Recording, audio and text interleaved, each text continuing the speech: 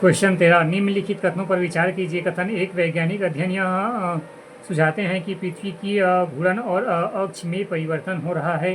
कथन दूसरा सौर स्फुरों एवं फ्लेशर्स और उसके संबंध पेटी द्रव्यमान निष्कासनों से पृथ्वी के सबसे बाहरी वायुमंडल पर विशाल ऊर्जा राशि की बौछार कर दी है। कथन तीसरा जैसे जैसे पृथ्वी का ध्रुवीय हिम पिघलता है, जल की प्रवृत्ति विषुवता वृत्त की ओर जाने की होती है।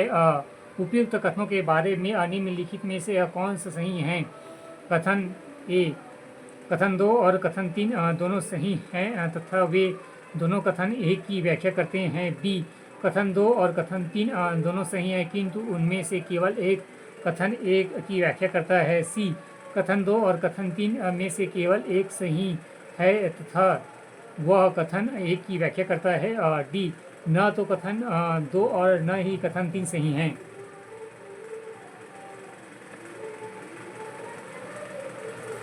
तेरा बी कथन एक सही है, कथन 2 भी सही है। बी नीचे वाला सही है।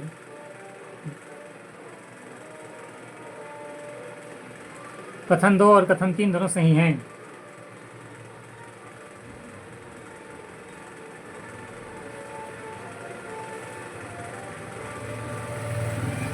तेरा कथन एक तेरा बी कथन एक सही है। हाल ही के अध्ययनों में पुष्टि होती है कि पृथ्वी की धुरी खिसक रही है, जिसमें ध्रुवीय भ्रमण के रूप से में जाना जाता है। पृथ्वी का द्रव्यमान का वितरण विशेष रूप से जलवायु संबंधित परिवर्तनों के कारण पृथ्वी की घूर्णन अक्ष को प्रभावित कर सकता है।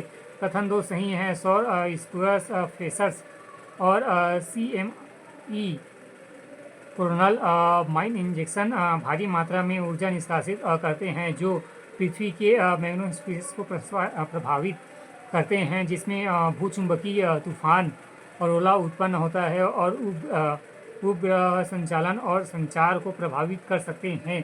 हालांकि वे सीधे पृथ्वी के घूमने या अक्षीय झुकाव को प्रभावित नहीं करते हैं। कथन 3 सही है और कथन 1 की व्याख्या करता है।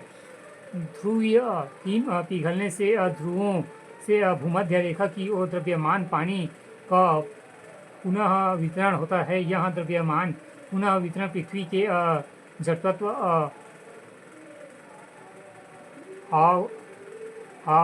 घूर्ण को परिवर्तित कर सकता है, जिसमें काफ़ी घूर्ण अक्ष में बदलाव हो सकता है।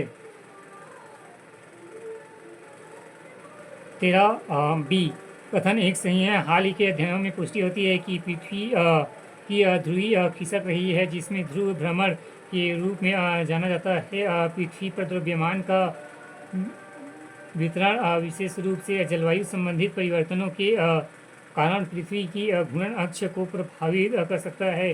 कथन 2 सही है। सौर स्फुलन फ्लेशर्स और CME कोरोनल मास इंजेक्शन भारी मात्रा में ऊर्जा निष्कासित करते हैं जो पृथ्वी के मैग्नेटोस्फीयर को प्रभावित करते हैं, जिससे भूचुंबकीय तूफान अलोरा उत्पन्न होता है और उपग्रह संचालन और संचार को प्रभावित कर सकता है। हालांकि वे सीधे पृथ्वी के घूमने या अक्षीय झुकाव को प्रभावित नहीं करते हैं।